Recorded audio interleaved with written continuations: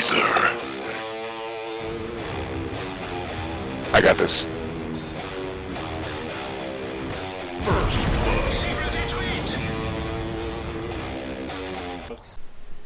Hey folks, this is ioEther and we're back with some more World of Tanks. So as you can see, this is Radford and it is AMX 5120. This is a tier 9 game on Runeberg. And they have more tier 9s than we do. Crap. Anyways, so before we get into the game, as always, two things to note this time around. I'm sorry I wasn't there on Wednesday for the live stream. I meant to do two streams, but one during the day and one at night. And I wasn't there for either of them because, well, I was sick. I made myself some sloppy joes that day, and apparently they weren't cooked right, or the meat was off to begin with, or something, I don't know. But either way, I basically, yeah, I took myself out. Anyways, my cooking skills are awesome, apparently. Anyways, the other thing, of course, is if you want to support the channel directly, then the best way, as always, is my GameWest account, which is linked in the description below. And that lets me give you guys perks and stuff for supporting the channel. Nice shot from Radford. There was an IS-6 there a second ago, right? Huh. So 400 damage for 1500 damage. Yeah, I'd take that trade. That poor IS-6. He's gonna be a little bit mad for that. I'd be mad at that. It takes a lot for me to get mad. Good, wow, good lord. Okay, well, he's just gonna reload because, well, why not? Jeez.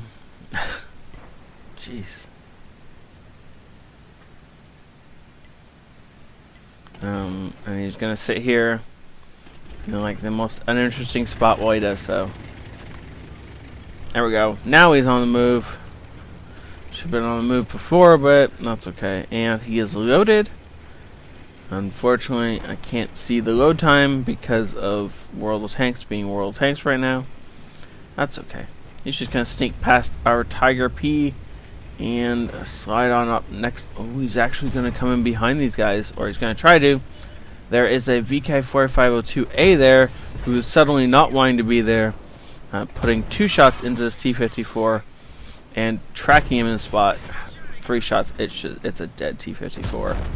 That poor guy got stuck in a bad spot, and now we are reloading.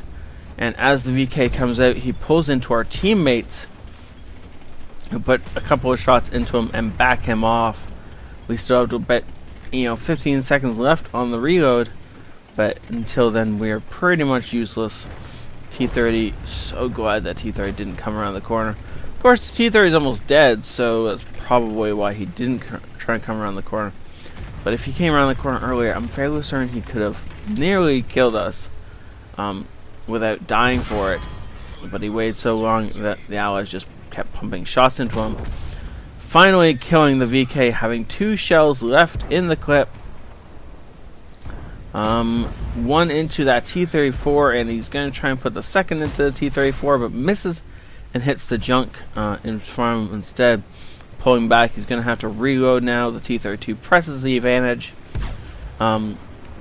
Looks like he's going to be duking it with our Tiger P as their FCM goes down in the background. We're 9-2. This is going to be a victory. It's just going to depend on how much damage can be poured out before the enemy is defeated. It's all heavy tanks left on the enemy team, more or less. Super Pershings count as heavies as far as I'm concerned because of their health pool and their armor. Shots through the front of this. Oh no, that's the back of the T-32. Apparently he turned around at some point, taking out the Super Pershing and then the T-32. And his last shell is going to go into a T-49 by the looks of it. Don't shoot the teammate. Good shot, not hitting the teammate. Reloading. enemy team should be dead before we reload. So if you want some more damage, you're going to have to go in for a ram. Nope, that is game. Wow, that was almost a flawless game. Started, of course, by one beautiful shot into an IS-6.